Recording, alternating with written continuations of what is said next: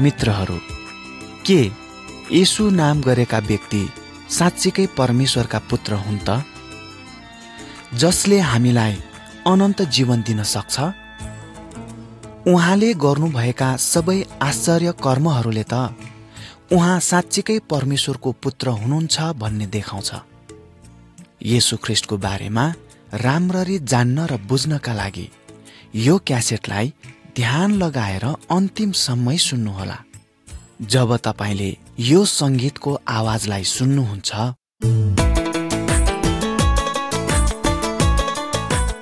तब पुस्तक 7 को अर्को पन्ना पल्टाउनुहोला।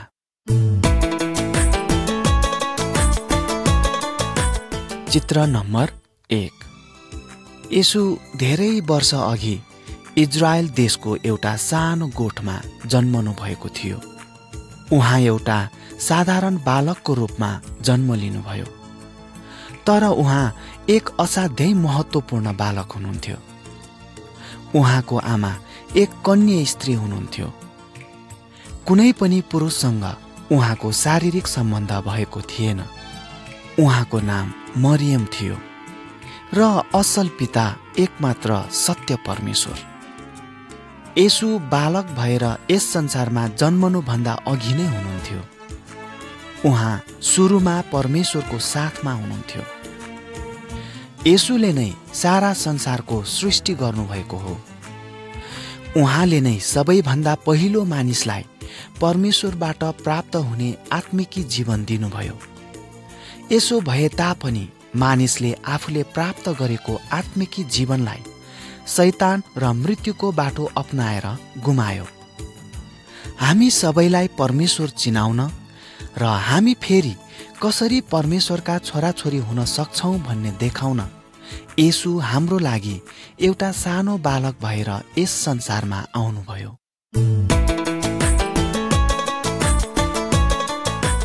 चित्र नम्बर 2। येशू हुर्कनुभयो र पछि एक जवान मानिस हुनुभयो। एक दिन आफ्नी आमा र केही साथीहरूका साथ येशू एउटा विवाहको भोजमा जानुभयो। उहाँकी आमा मरियमलाई उहाँ परमेश्वरको पुत्र हुनुहुन्छ भन्ने कुरा थाहा थियो। त्यसैले तिनले येशूलाई दाखमध्य सकिएको कुरा बताइन्। अनि नोकरहरूलाई उहाँले जे अराउनुहुन्छ सोही गर्नलाई भनिन्। त्यहाँ नजिकै पानीका ठूला ठूला 6 वटा घ्याम्पाहरू थिए। येशूले ती नोकरहरूलाई भन्नुभयो, घ्याम्पाहरूमा पानी भर।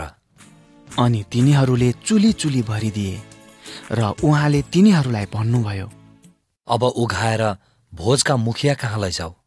अनि तिनीहरूले लगे।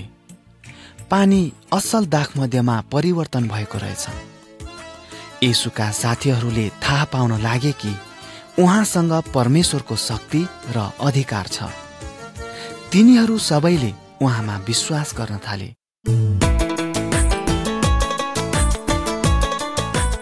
चित्र नम्बर 3। निकोदेमस एकजना महत्त्वपूर्ण धर्मगुरु थिए। येशू परमेश्वरबाट आउनुभएको हो भन्ने कुरा उनलाई पक्का भयो। त्यसैले परमेश्वरको बारेमा सोध्न उनी एक रात येशू कहाँ गए।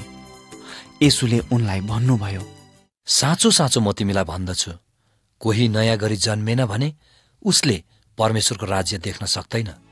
तब निकोदेमसले उहाँलाई भन्यो, मानिस बुढो भएर कसरी जन्मन सक्छ र? येशूले निकोदेमसलाई फेरि यसरी जवाफ दिनुभयो, जब एउटा सानो बालक आफ्नी आमाको गर्भबाट जन्मन्छ उसँग शारीरिक जीवन हुन्छ। यसरी नै आत्मिक जीवन हामीले प्राप्त गर्नु हो भने हामी पनि आत्माबाट जन्मेको हुनुपर्छ। हरेक जसले येशूलाई विश्वास गर्दछ र उहाँको वचन पालन गर्दछ ऊ नयाँ गरी जन्मन्छ र आत्मामा सदाको लागि जीवित हुन्छ। हरेक जसले येशूमा विश्वास गर्दैन उसले अनन्त मृत्यु प्राप्त गर्छ।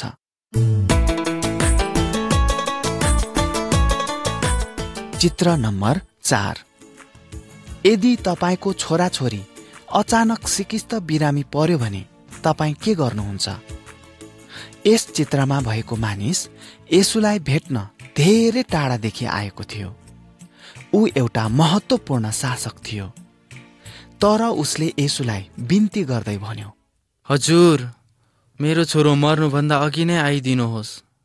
येशूले उसलाई जवाफ दिनुभयो, जाऊ, तिम्रो छोरा बाँच्नेछ।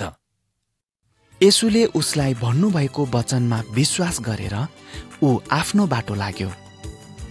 अनि जब ऊ जाँदै थियो तब उसका चाकरहरूले उसलाई भेटेर भन्यो, मालिक, तपाईको छोरो बाँच्यो। येशूले उसलाई तिम्रो छोरो बाँच्नेछ भनी भन्नुभएको बेलादेखि आफ्नो छोरालाई सन्चो भएको रहेछ भनी उसले चाकरहरूबाट थाहा पायो।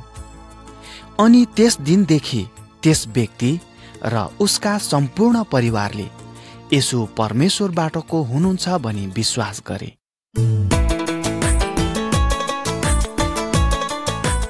चित्र नम्बर 5। यरुशलेम सहरभित्र एउटा दह थियो। मानिसहरूमा यो विश्वास थियो कि त्यस दहको पानीले नुहाउँदा रोगी मानिसहरू निको हुन्छन्। एकजना मानिस विगत 38 वर्षदेखि बिरामी थियो। येशूले त्यस मानिसलाई दहको नजिकै बसिरहेको देख्नुभयो। अनि उहाँले भन्नुभयो, के तिमी निको हुन चाहन्छौ? रोगीले उहाँलाई भन्यो, हजुर, पानी जुन बेला छचल्काइन्छ मलाई दहमा हालिदिने मेरो कोही मानिस छैन। तब म जाँदा मभन्दा अगाडि अर्को ओर्लिहाल्छ।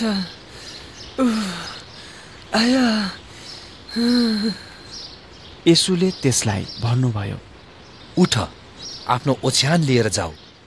अनि तुरुन्तै त्यो मानिस निको भयो। अनि ऊ आफ्नो ओछ्यान लिएर हिँडिहाल्यो। केही मानिसहरू येशूसँग रिसाए, किनकि उहाँले त्यस मानिसलाई यहुदीहरूको विश्रामको दिनमा निको पार्नु भएको थियो। यस दिनमा यहुदीहरू सबै कामहरू पन्छाएर परमेश्वरको आराधना गर्ने गर्दछन्। आफू परमेश्वरको पुत्र हुनुहुन्छ भन्ने देखाउनलाई येशूले यो आश्चर्य कर्म गर्नुभएको थियो। विश्राम दिनमा पनि निको पार्ने अधिकार उहाँसँग छ। तर ती मानिसहरूले येशूलाई विश्वास गरेनन्।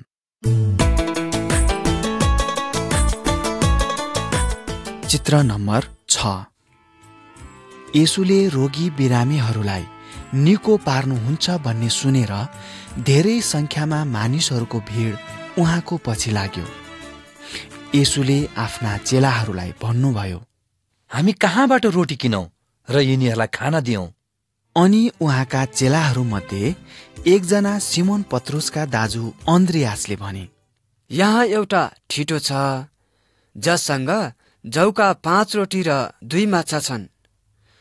तर यति धेरैका बीचमा यी के हुन् र? येशूले भन्नुभयो, मानिसहरूलाई बस्न लगाऊ। तब येशूले रोटी र माछा लिनुभयो अनि धन्यवाद चढाएर बस्नेहरूलाई उनीहरूले खान इच्छा गरे जति बाँडिदिन लगाउनुभयो।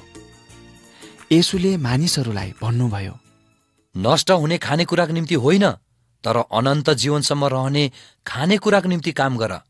जीवनको रोटी म नै हुँ। म कहाँ आउने कहिल्यै भोकाउने छैन।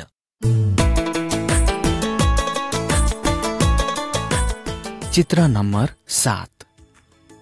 भिडलाई खुवाइसक्नु भएपछि येशूले आफ्ना चेलाहरूलाई घर फर्कन भन्नुभयो। अनि आफू चाहिँ एकान्तमा परमेश्वरसँग प्रार्थना गर्न जानुभयो। चेलाहरू सबैजना समुद्र पारी जान एउटा डुङ्गामा चढे। त्यस बेला अँध्यारो भएको थियो अनि बतासको कारण समुद्रको पानी सलबलाइरहेको थियो। तब येशू पानीमा हिँड्दै चेलाहरू भएको डुङ्गा नजिक आइपुग्नुभयो। यो देखेर उनीहरू असाध्यै डराए। उनीहरूलाई येशू कुनै आत्मा हुनुहुन्छ भन्ने लाग्यो। येशूले उनीहरूलाई भन्नुभयो, म हुँ, न डराओ। अनि चेलाहरूसँगै येशू पनि डुङ्गामा चढ्नुभयो। त्यसै बखत आँधी पनि शान्त भयो। ती चेलाहरूलाई फेरि एकपल्ट विश्वास भयो कि येशूसँग साँच्चै नै परमेश्वरको शक्ति छ।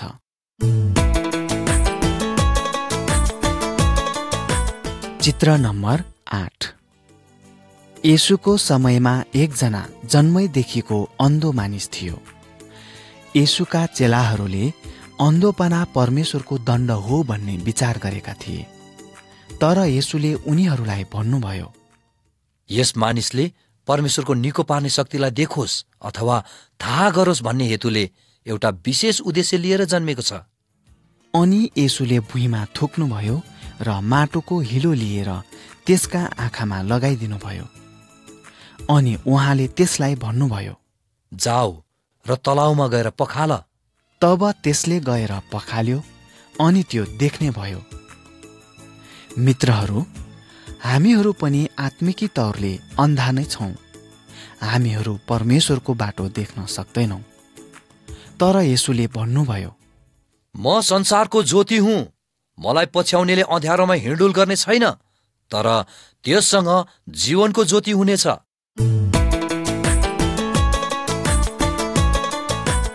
चित्र नम्बर 9। येशूले लाजरस र उनका 2 दिदीहरू मरियम र मार्थालाई प्रेम गर्नुहुन्थ्यो। तर लाजरस बिरामी हुँदा पनि येशू प्रभु उनलाई भेट्न झट्टै उनीहरू कहाँ जानु भएन। तर त्यसको केही दिनपछि मात्र येशूले आफ्ना चेलाहरूलाई भन्नुभयो, लाजरसको मृत्यु भएको छ, तर म त्यहाँ यस बेला नभएकोमा खुसी नै छु, किनकि यस कुराले तिमीहरूलाई ममा अरू विश्वास गर्न सहायता गर्नेछ। अब हामीहरू उनीहरू कहाँ जाउँ। जब येशू त्यहाँ आइपुग्नुभयो, लाजरसको लास चिहानमा राखेको पनि 4 दिन भइसकेको थियो। अनि आफ्नो भाइ बिरामी भएको अवस्थामा पनि येशू उनीहरूलाई भेट्न नआउनु भएकोले मरियम र मार्थाले उहाँसँग चित्त दुखाएका थिए। तर येशूले ती 2 दिदीबहिनीहरूलाई भन्नुभयो, तिम्रो भाइ फेरि जीवित हुनेछ। उहाँले मानिसहरूलाई चिहानको मुख उघार्न अराउनुभयो। अनि उहाँ ठूलो स्वरले कराउनुभयो, लाजरस बाहिर निस्किआऊ। त्यो मरेको लाजरस हातखुट्टा बाँधिएको कात्रो सहित बाहिर निस्किआयो। त्यसैले येशू ख्रिस्टमा विश्वास गर्ने हरेक कोही आफ्नो शरीरमा मरे पनि आत्मामा सदाको लागि बाँचिरहनेछ। के यो कुरामा तपाईँ पनि विश्वास गर्नुहुन्छ?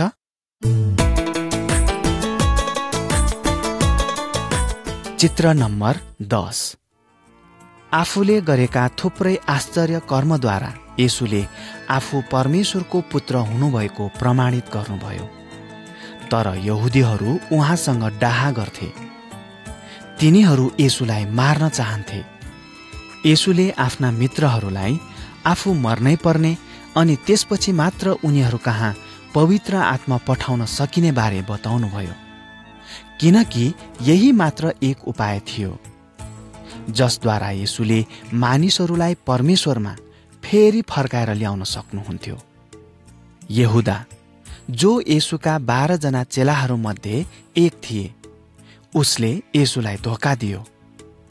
ऊ थोरै पैसामा बिकेर येशूलाई यहुदीहरूको हातमा बिक्री गरिदियो। यहुदीहरू येशू कहाँ आए र उहाँलाई पक्रेर लगे। पत्रुस र उनका अरू साथीहरू पनि डरले भागे। यहुदी धर्मगुरुहरूले उहाँ विरुद्ध केही पनि दोष भेटाएनन्। तर पनि तिनीहरू चर्को स्वरले कराउँदै भने,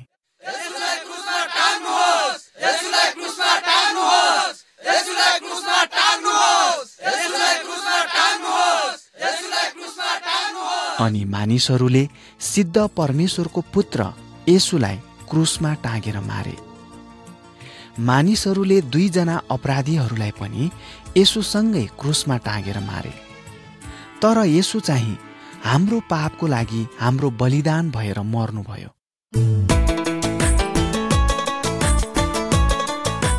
चित्र नम्बर 11। येशूको मृत शरीर चिहानको नजिकै राखिएको थियो। अनि एउटा ठूलो ढुङ्गा पल्टाएर चिहानको मुख ढाकिएको थियो। येशूको मृत्यु भएको तेस्रो दिनमा मरियम मग्दलिनी चिहानमा गइन्। चिहानको मुखदेखि ढुङ्गालाई पल्टाइएको थियो अनि येशूको मृत शरीर चिहानमा थिएन। यो देखेर मरियम चिहान नजिकै बसेर रुन थालिन्। तिनी रुँदै चिहानतिर न्युरेर हेरिन् अनि जहाँ येशूको लास रहेको थियो त्यहाँ सेतो वस्त्र लगाएका 2 स्वर्गदूतहरूलाई एउटा शिरतिर र अर्को पाउनेर बसिरहेको तिनले देखिन्।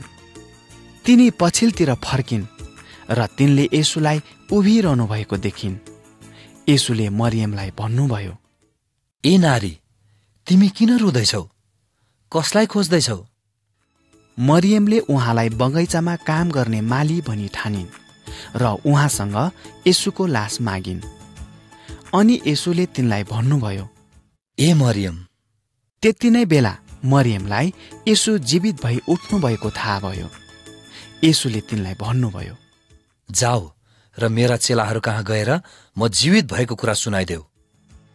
यसरी मृत्युले पनि जीवित ईश्वरका पुत्र येशूलाई पक्रिराख्न सकेन।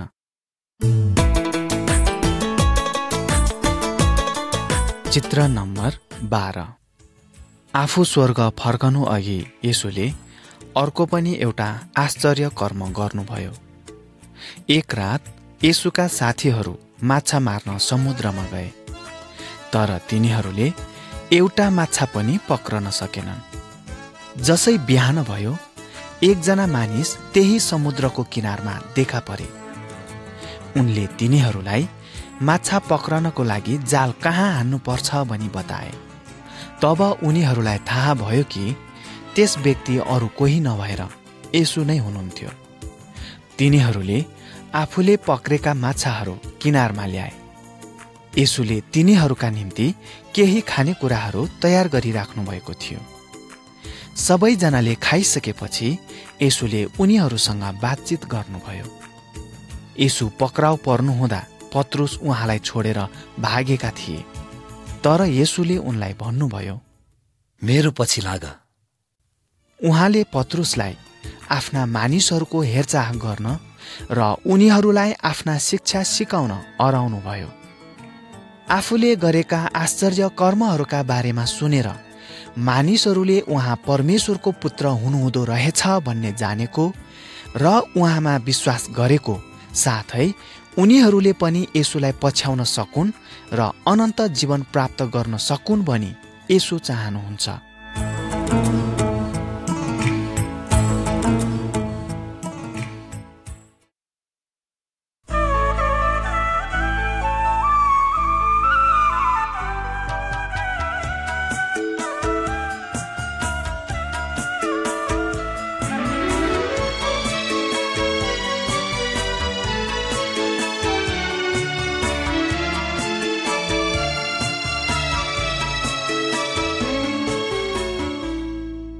मित्रहरू, साँच्चै नै येशू हाम्रो उद्धारकर्ता हुनुहुन्छ। उहाँले हामीलाई हाम्रा पाप र सबै प्रकारका दुष्टतादेखि जोगाउनुहुन्छ अनि हामीलाई अनन्त जीवन दिनुहुन्छ।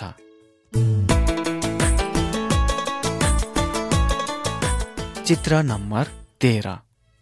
येशूले आफूलाई निर्दयी रोमी शासकहरूको शासनबाट छुटाउनुहुन्छ भन्ने यहुदीहरूले आशा गरेका थिए, तर ती रोमी शासकहरूले येशूलाई क्रुसमा झुन्ड्याएर मारेपछि यहुदीहरूको आशा पनि टुटेर गयो। येशूका 2 जना चेलाहरू आफ्ना घर फर्कँदै थिए अनि येशू बाटोमा उनीहरूको अघि देखा पर्नुभयो। उनीहरूले येशूलाई पनि आफूहरू जस्तै बाटोमा हिँड्ने मानिस हो भनी सोचे। येशूले ती 2 जना चेलाहरूलाई धर्मशास्त्रबाट धेरै वर्ष अघि मोसा र अरू शिक्षकहरूले आफ्नो बारेमा लेखेका कुराहरू बताउनुभयो।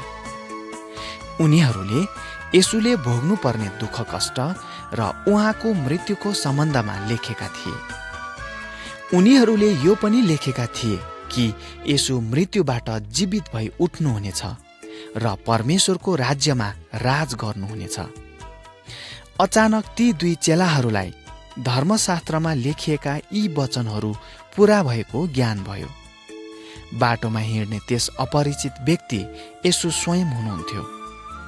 उहाँ फेरि जीवित हुनुभएको थियो।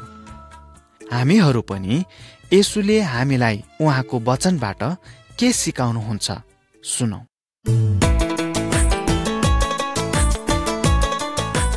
चित्र नम्बर 14।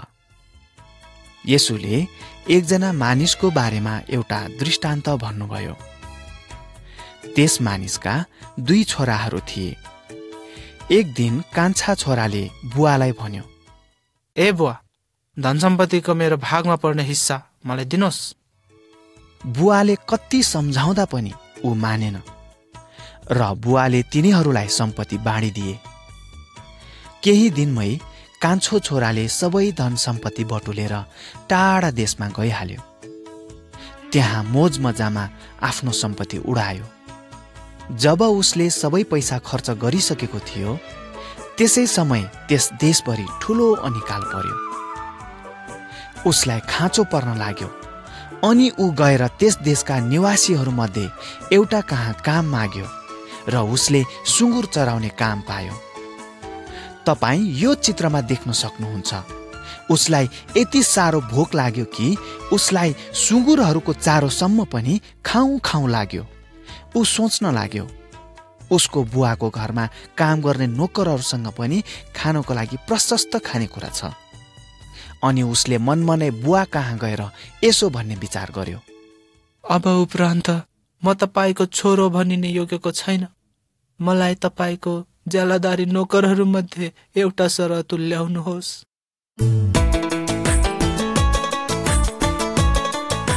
चित्र नम्बर 15। कान्छो छोरो आफ्नो बुवाको घरमा फर्कँदै थियो, तर ऊ अझै निकै टाढो छँदै उसको बुवाले उसलाई देखे। बुवा आफ्नो छोरालाई भेट्न दगुर्दै गए। उनले आफ्नो कान्छो छोरालाई अँगालो हाले र गालामा मुहाई खाए अनि आफ्ना सबै नोकरहरूलाई डाकेर उसको लागि कपडा र मिठा मिठा खानेकुराहरू ल्याउन अराए। तब बुवाले भने, हामीहरू अब रमाइलो गरौँ, किनकि यो मेरो छोरो मरेको थियो र फेरि बिउँत्यो, हराएको थियो र पाइयो। मित्रहरू, येशूले हामीहरूलाई हाम्रा परमेश्वर पनि यो कथाको बुवा जस्तै हुनुहुन्छ भन्ने सिकाउनु भयो। हामीहरूले वास्तवमा त्यस कान्छा छोराले जस्तै हाम्रा परमेश्वर विरुद्ध पाप गरेका छौँ र उहाँदेखि टाढा भएका छौँ। तर परमेश्वरले हामीलाई प्रेम गर्नुहुन्छ। उहाँले हामी कहिले फर्कन्छौँ भनी बाटो हेरिरहनुहुन्छ। उहाँले हाम्रा पाप क्षमा गर्न चाहनुहुन्छ। येशू हामीहरूका पाप र मृत्युदेखि बचाउन आउनुभयो। उहाँले हामीलाई परमेश्वर पिता कहाँ फर्कने बाटो देखाउनुहुन्छ।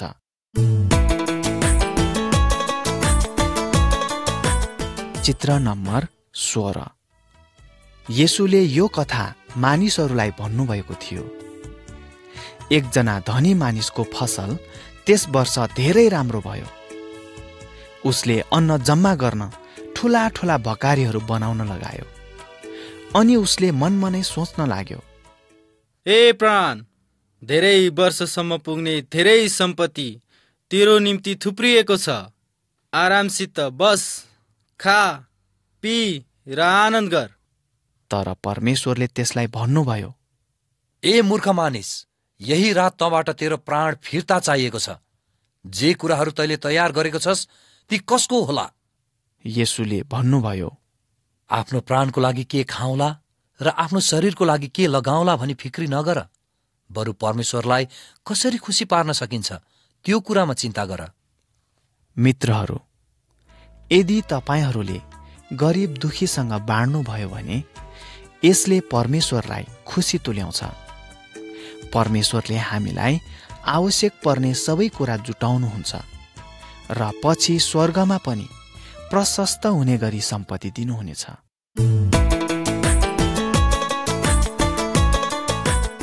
चित्र नम्बर 17। येशूले यस्तै एकजना धनी यहुदी मानिसको बारेमा उखान भन्नुभयो। उसँग उसले चाहे जति सबै थोक थियो।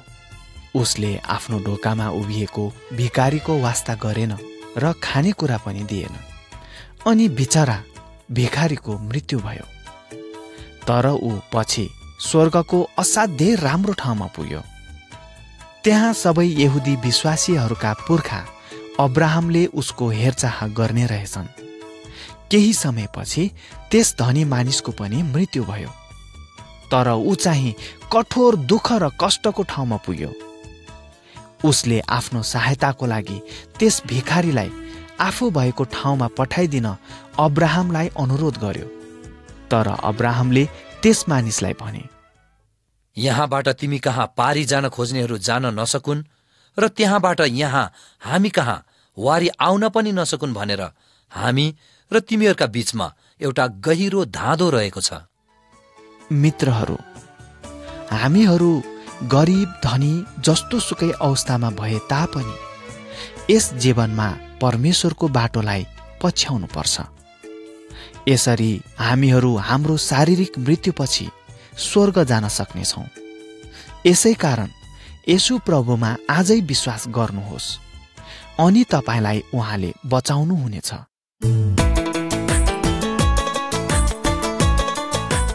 चित्र नम्बर 18। एकपल्ट एकजना मानिस आधा रातमा आफ्नो मित्रको घरमा गएर भन्यो, ए मित्र, मलाई 3वटा रोटी पैँचो दिनुहोस् न, किनकि मेरो एकजना मित्र यात्राबाट म कहाँ आएका छन् र मसँग उनलाई खुवाउनको लागि केही पनि छैन। त्यस बखत उसको मित्र आफ्ना छोराछोरीहरूसँग सुतिरहेका थिए, त्यसैले उठ्ने इच्छा गरेनन्। तर त्यस मानिसले शरम नमानी मागी नै रह्यो। अनि अन्त्यमा हार खाएर उसको मित्र उठ्यो र उसलाई जे कुराको आवश्यकता थियो सबै उसलाई दियो। येशूले भन्नुभयो, परमेश्वरसँग हामीले पनि यसरी नै मागिरहनु आवश्यक छ। उहाँ हाम्रो पिता हुनुहुन्छ। उहाँले हामीलाई आफ्नो पवित्र आत्मा दिन चाहनुहुन्छ र हाम्रो सबै आवश्यकतालाई पूरा गर्नुहुन्छ। हामीले गर्नुपर्ने कुरो निरन्तर उहाँलाई प्रार्थनामा मागिरहनु हो।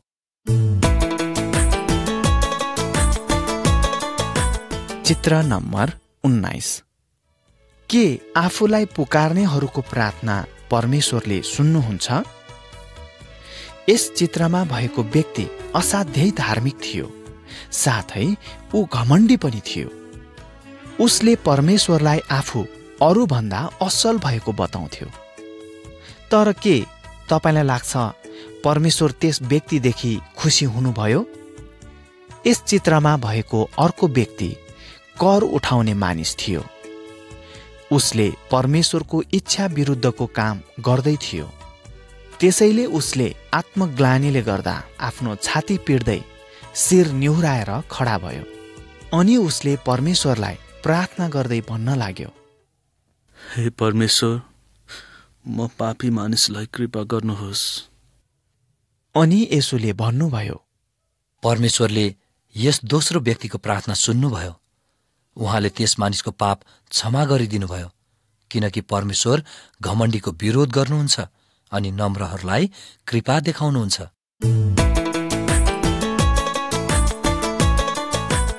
चित्र नम्बर 20।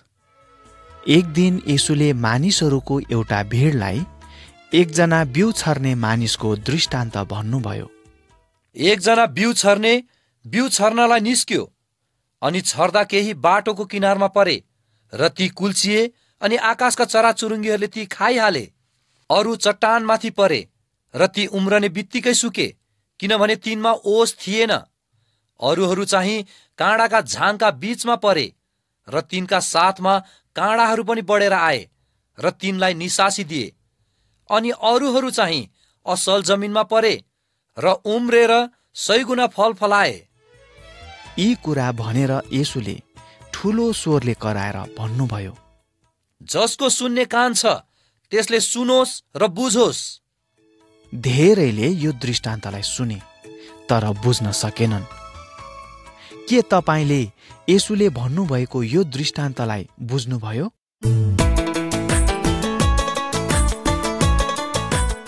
चित्र नम्बर 21। येशूका चेलाहरूले यस दृष्टान्तको अर्थ उहाँसँग सोधे र येशूले उनीहरूलाई त्यसको अर्थ बताइदिनुभयो। बिउ परमेश्वरको वचन हो, अनि बाटोका किनारका बिउहरू यी हुन् जसले सुन्छन्, तर तिनीहरूका हृदयबाट वचन खोसेर लैजान्छ। चट्टानमाथि पर्ने यी हुन् जसले जब सुन्छन् तब खुसीसित वचन ग्रहण गर्छन्, तर जरा नहुनाले केही समय त विश्वास गर्छन् र परीक्षाको बेलामा पछि हटिहाल्छन्। काँडाका बीचमा पर्ने यी हुन् जसले सुन्छन्, तर पछि यस जीवनका चिन्ता, धन, सुख, चैनमा परेर निसासिन्छन् र तिनमा फल पाक्न पाउँदैन। तर असल जमिनमा पर्ने चाहिँ ती हुन् जसले वचन सुनेर असल र भला हृदयमा जोगाइराख्छन् अनि धीरजसित फल फलाउँछन्।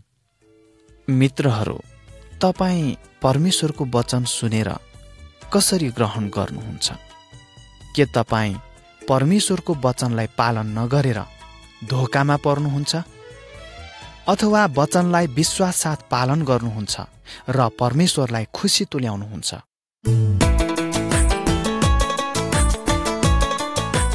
चित्र नम्बर 22।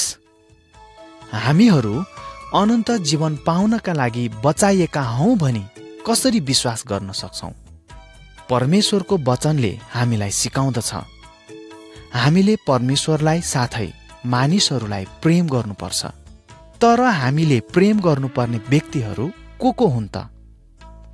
येशूले यसै सम्बन्धमा एकजना बाटोमा हिँड्ने बटुवाको उखान भन्नुभयो।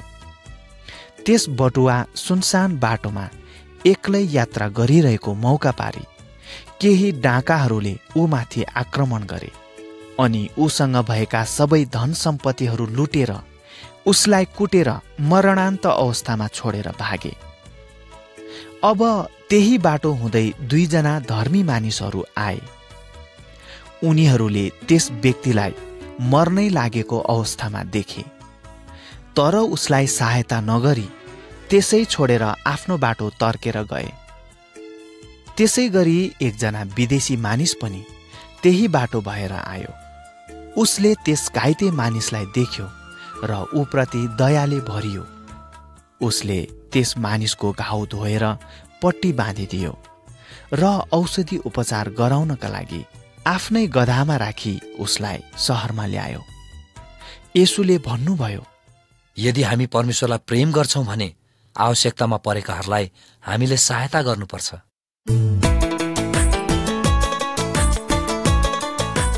चित्र नम्बर 23। के तपाईलाई येशू मृत्युपछि फेरि जीवित भई उठ्नु भएको कुराको सम्झना अझै छ? स्वर्गमा उचालिनु अघि धेरैजनाले येशूलाई देखे।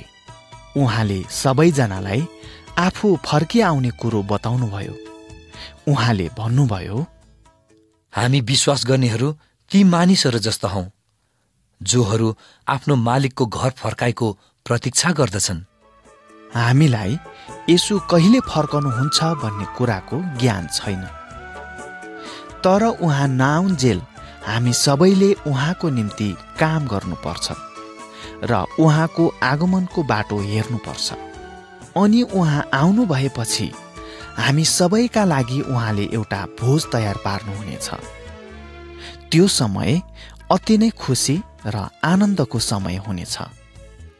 येशूले भन्नुभयो, यदि आफ्ना नोकरहरूको राम्रो हेरविचार गरेको र घर राम्रोसँग रुँगेको छ भने त्यस्ता भण्डारेले पछि ठूलो इनाम पाउनेछ। तर यदि उसले आफ्नो नोकरहरूलाई कुटपिट गरी नराम्रो व्यवहार गर्यो भने उसको सजाय ठूलो हुनेछ।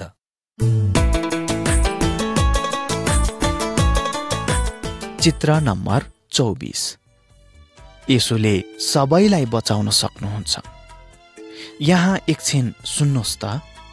जक्कै एक कर उठाउने धनी व्यक्ति थिए। उनले अरूको धेरै पैसा लुट्ने गर्थ्यो। उनलाई येशूसँग भेट्ने साह्रै इच्छा थियो, तर उनी एकदम पुड्को थिए। येशू एउटा ठूलो भिडको बीचमा हुनुहुन्थ्यो। त्यसैले जक्कै एउटा ठूलो रुखमा चढे। जसै येशू त्यही बाटो भएर जाँदै हुनुहुन्थ्यो, उहाँले जक्कैलाई हेरेर भन्नुभयो, ए जक्कै, तल ओर्लेर आऊ, आज मलाई तिम्रो घरमा बस्नु परेको छ। यो सुनेर सबै मानिसहरू छक्कै परे। जक्कै असल व्यक्ति थिएनन्, तरै पनि जक्कै ओर्लेर आए अनि उसले खुसी साथ येशूलाई स्वागत गरे। उनले येशूलाई आफू अबदेखि खराब काम त्यागी असल काम गर्ने कुरा बताए। अनि येशूले भन्नुभयो, आज यस घरले उद्धार पाएको छ, किनकि येशू हराएकोहरूको खोजी गर्न र तिनीहरूलाई बचाउनको निम्ति यस संसारमा आउनुभएको हो।